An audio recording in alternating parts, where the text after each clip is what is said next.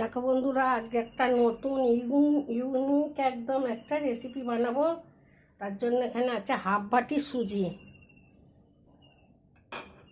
Half বাটি চিনি, half বাটিরও কম চিনি দিচ্ছি। তারপর আছে আমল দুধ 3 চামচ,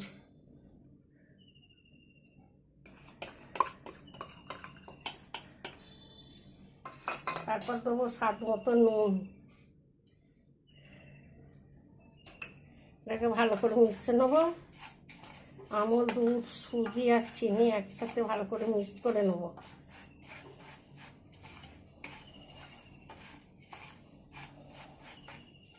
মেশানো হয়ে গেলে এবার দেবো টক দই,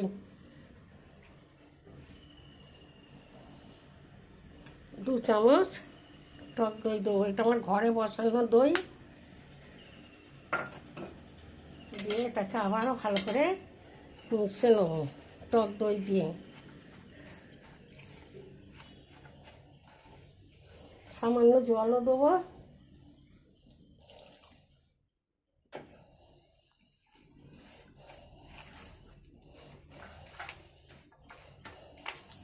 খুব সুন্দর সেন্ট বেরোচ্ছে, গুঁড়ো দুধ দিয়ে আছে।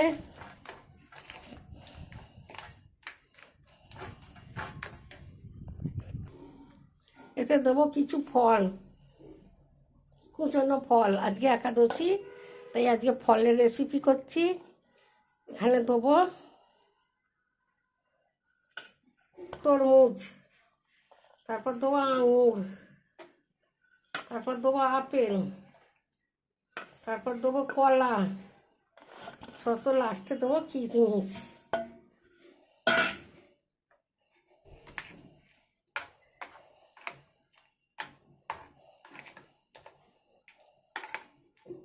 এটাকে মেখে 5 মিনিট রেস্টে রেখে দেবো, তারপর ফিরে আসছি। দেখো বন্ধুরা, এটা কিন্তু সেট হয়ে গেছে, 5 মিনিট হয়ে গেছে। এবার এতে আমি দেবো বেকিং সোডা, তারপর দেবো বেকিং পাউডার। এবার আবার এই যে ভালো করে মেখে নেবো। দেখে কেমন ফুলে গেছে। বেকিং সোডাটা আর পাউডারটা দিয়ে একদম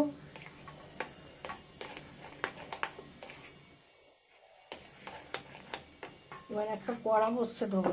এটাকে একটা এতে সেট করবো আগে।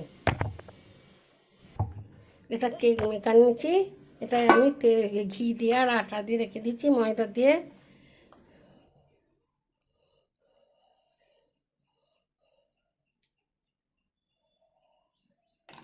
এটাকে ঢেলে পরিষ্কার করে ঢেলে দেবো। এটাকে ট্যাপ করে নেবো। এবার আমি গ্যাসটা জ্বেলে দেবো।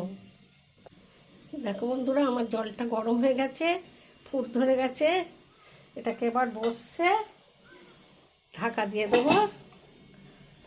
এবার যতক্ষণ না হবে ততক্ষণ আমি আর একবার চেক করে নেব। বন্ধুরা, এটা হয়ে গেছে। ভাপা পিঠেটা গরম আছে, নাববে। এবার তোমাদের দেখাবো।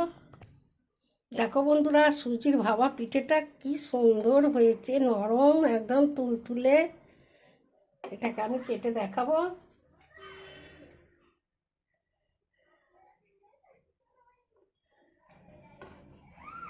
এত নরম হয়েছে।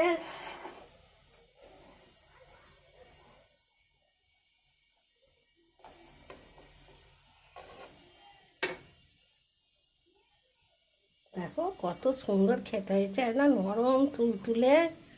দেখো বন্ধুরা, একদম নরম তুলতুলে কত সুন্দর হয়েছে, একদম পঞ্চি। ঝুরোলে আরও পঞ্চি হয়ে যাবে।